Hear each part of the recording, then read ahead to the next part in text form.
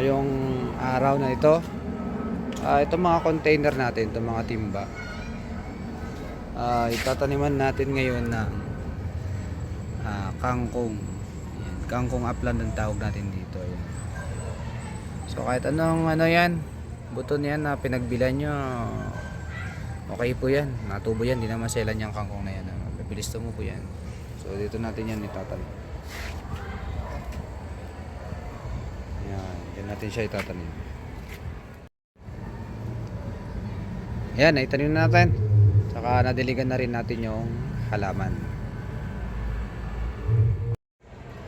After 3 to 4 days po, ayan na po, yung ating kangkong upland ay may tubo na po. Ayan, tumubo na po. So mabilis lang po tumubo itong kangkong.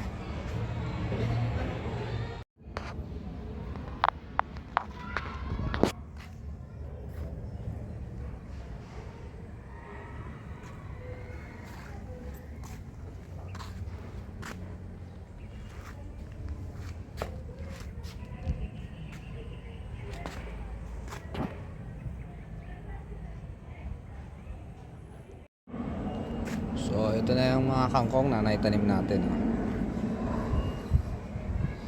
Ito, malalago na sila. Yan. Hangin nga lang. Ito yung iba maliliit pa, pero yung iba malaki na.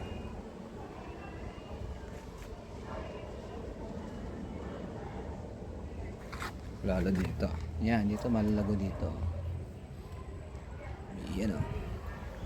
Laki ng mga kangkong upland po yan. May buto po yan.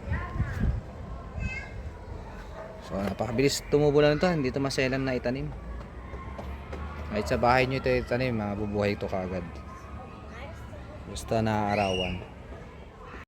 Yan ha. Unang harvest. Kangkong upland. Ha? Oh, yan. Game.